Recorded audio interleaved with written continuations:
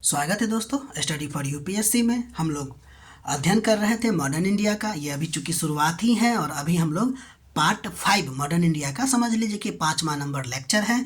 और पहला लेक्चर में हम लोगों ने यानी कि इससे पहले के अध्याय में यूरोपीय कंपनी का आगमन पढ़ लिया था। अभी हम लोग ना क्षेत्रीय शासकों की उदय की चर्चा कर रहे थे और बंगाल की पढ़ाई हम शुरू भी कर दिए थे और उसमें मुर्शीद कुली खान के बारे में देख भी लिए थे। अब उससे आगे का शासक जिसका नाम है शुजाउद्दीन 1727 से 1739 पढ़ते हैं इसके बारे में कि यह मुर्शीद कुली खान का क्या था। जब यह शासक बना उस समय उसका दामाद था।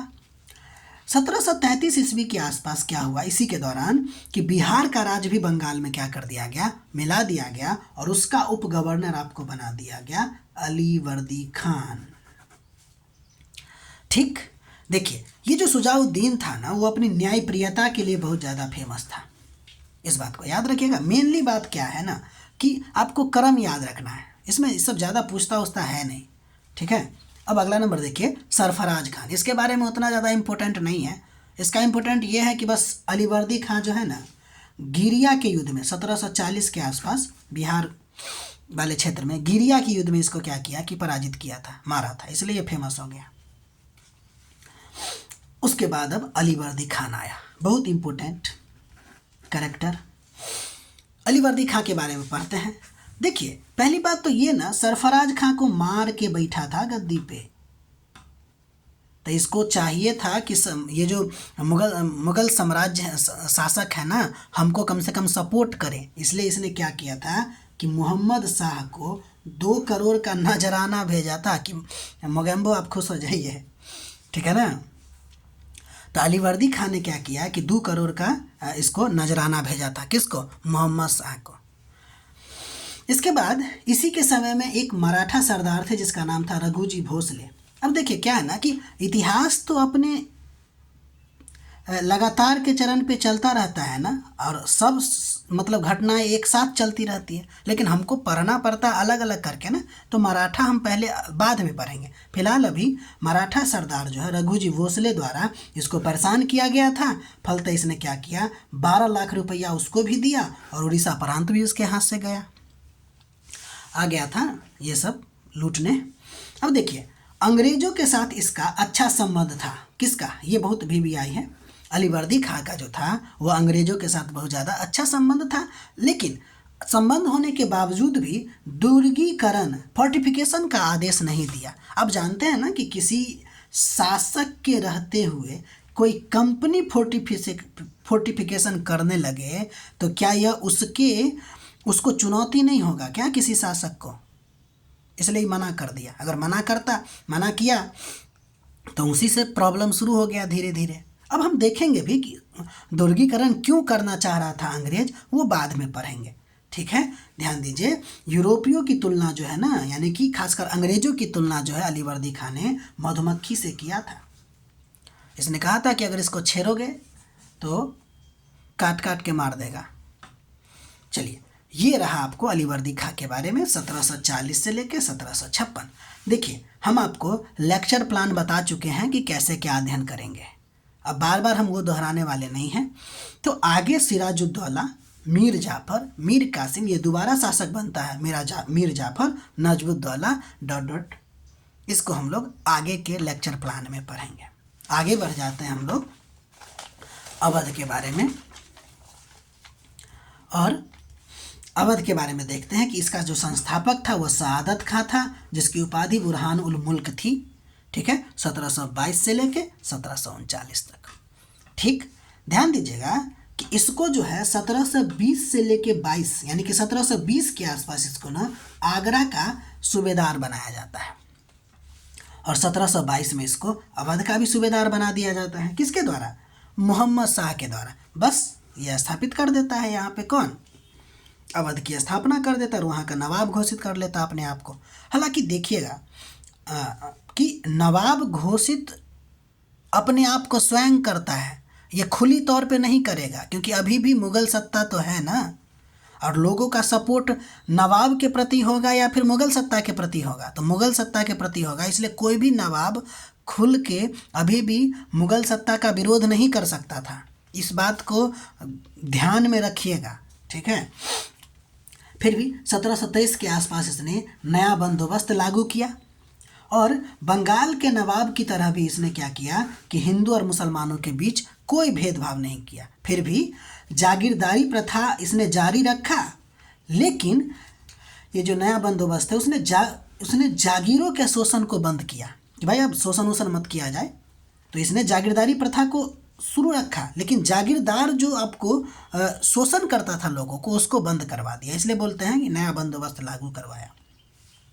इसके अलावा 1739 में करनाल के युद्ध में ये सेना नायक की भूमिका में थी। हालांकि दो आदमी थे, एक चिनकलीज खान भी था और ये भी थे, और इसी की वजह से तो डर से ये मारा गया, मतलब कि विष खा लिया ना सआदत खां। एक्चुअली हुआ क्या, थोड़ा सा इंसिडेंट आपको बताते हैं, हालांकि हम युद्ध में बताते हैं आपको, करनाल के युद्ध में। देखिए हुआ क्या कि अहमद शाह अब्दाली का आक्रमण हुआ भारत पे 1739 ईस्वी में।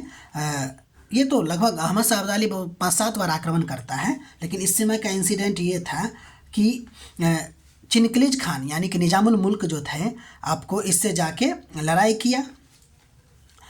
लड़ाई क्या करेगा, मतलब इसको इस तरह से मनाया कि ये मान गया, और वो आपको पंजाब यानी अमृतसर वाला इलाका से ही आपको पैसा लेके जा रहा था, लगभग 5 लाख रुपया समझिए, ठीक है।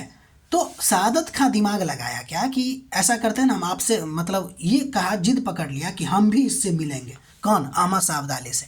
और गया और उसको चढ़ा बढ़ा दिया कि ऐसा कीजिए ना कि आप दिल्ली आइए, ठीक है, और हम आपको 20 लाख रुपया देंगे और फिर आप हमको ना वहाँ का शासक बना दीजिए। तो अहमद शाह अब्दाली कहा कि भाई यहाँ से कितना दूर ही है, एक बार हो लेते हैं, कहाँ 5 लाख कहाँ 20 लाख।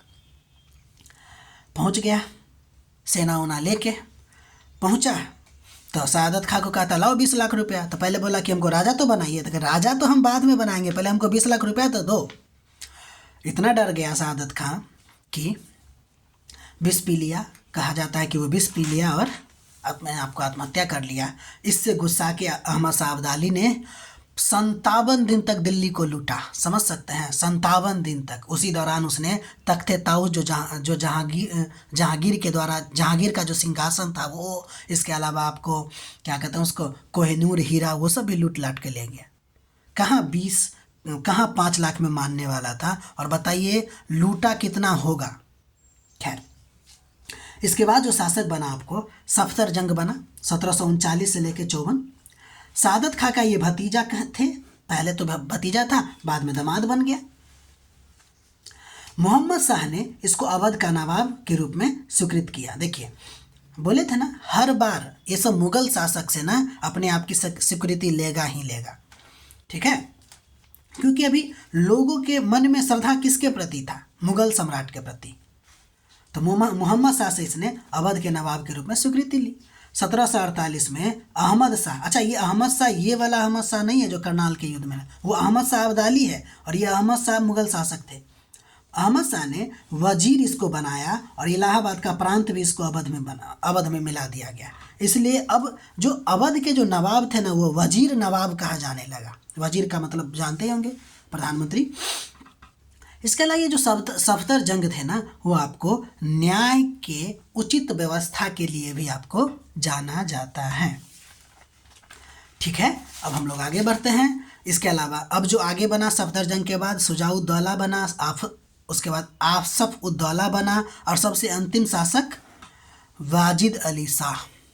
इसको भी देखेंगे हम लोग डिटेल में।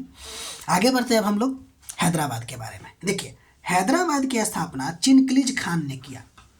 निजामुल मुल्क इसका उपाधि है, निजामुल मुल्क के नाम से भी जाना जाता है ये, और इसकी उपाधि आसफ जाह भी है। देखिए आसफ जाह जो था ना, वो ईरान का एक वंश था, ठीक है, और बहुत ही शक्तिशाली वंश था, तो ये अपने आप को उस वंशज का मानता था।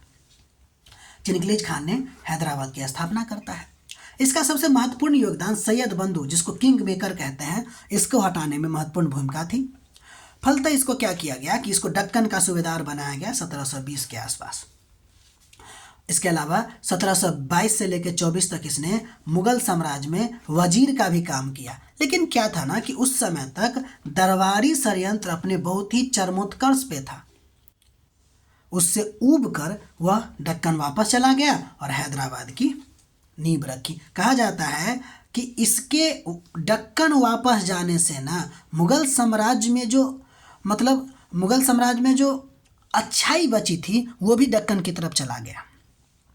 एक और इंटरेस्टिंग फैक्ट बताते हैं आपको कि ये जो अहमद शाह अब्दाली था ना, करनाल के युद्ध वाला, वो भी आपको मोहम्मद शाह को कहा था कि भाई इस पे ना ध्यान रखो, ये बहुत ही कूटनीतिज्ञ है और बहुत ही चालाक व्यक्ति है।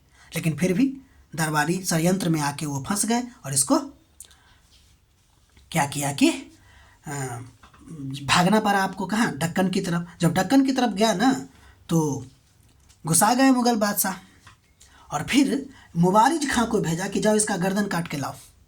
सही बात यही है कि गर्दन काटने की बात कहा था, किसी का गर्दन काट के लाओ।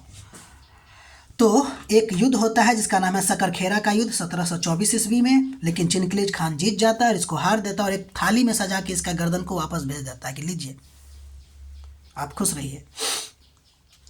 ठीक, सकरखेरा का युद्ध 1724। केंद्रीय सत्ता से अपनी स्वतंत्रता की खुलेआम घोषणा ये कभी नहीं की। हम बार बार बोल रहे हैं ना, कोई भी शासक खुलेआम घोषणा नहीं करेगा, किंतु व्यवहार में स्वतंत्र शासक की तरह ही वो काम करता था। अगला छोटा सा है, देख लेते हैं, कर्नाटक। कर्नाटक के बारे में अगर बात कीजिएगा तो ये दक्कन का ही एक प्रांत या सूबा था और जिस तरह आपको हैदराबाद के निजाम का, और ये मतलब हुआ ये कि देखिए दक्कन का क्षेत्र है तो दक्कन हैदराबाद के निजाम के अंतर्गत आता था, तो कर्नाटक भी आपको किसके अधिकार क्षेत्र में आएगा? तो हैदराबाद के निजाम के अधिकार क्षेत्र में। किंतु जिस तरह हैदराबाद का व्यवहार था सम्राट के प्रति, अपने आप को कभी भी खुलेआम घोषित नहीं किया कि हम स्वतंत्र शासक है, बल्कि लेकिन काम जरूर करता था, उसी तरह कर्नाटक भी हैदराबाद के साथ कभी भी ये नहीं कहा कि हम आपसे स्वतंत्र हैं, लेकिन स्वतंत्र शासन करता था। और उस शासक का नाम था सआदतुल्ला खान। सआदतुल्ला खान, ठीक है। इसने अपनी राजधानी अर्काट को बनाया था। हुआ ये कि इसकी मृत्यु हो गई। इसकी मृत्यु के बाद कोई उत्तराधिकार ही नहीं बचा, उत्तराधिकारी योग्य नहीं बचा। उत्तराधिकार बचा होगा, योग्य नहीं बचा, जिसकी वजह से यूरोपीय कंपनी जो है आपको कर्नाटक में हस्तक्षेप करने लगी। और आप फिर आगे पढ़िएगा, कर्नाटक का वार, यहाँ भी वही हाल हुआ हैदराबाद के साथ। इसके हैदराबाद के में जो चिनकलीज खान है ना, उसके मृत्यु के बाद कोई बचा ही नहीं। तो इसका जो चिनकलीज खान का जो उत्तराधिकारी था ना, ये पहला ऐसा राज्य था जिसने क्या किया कि पहला ऐसा राज्य था जिसने वो आपको एक संधि पे साइन कर दिया था, ठीक है, जिससे वो अपनी स्वतंत्रता को खो दिया था। ठीक है, मिलते हैं हम लोग अगले वीडियो में। तब तक के लिए आप अपना ख्याल रखिए, पढ़ाई कीजिए। ठीक है, अगर हमारा प्रयास आपको अच्छा लग रहा है तो लाइक कीजिए, सब्सक्राइब कीजिए, शेयर कीजिए और सबसे इम्पोर्टेंट बात, नोट बनाते रहिए। ठीक है, मिलते हैं हम लोग अगले वीडियो में।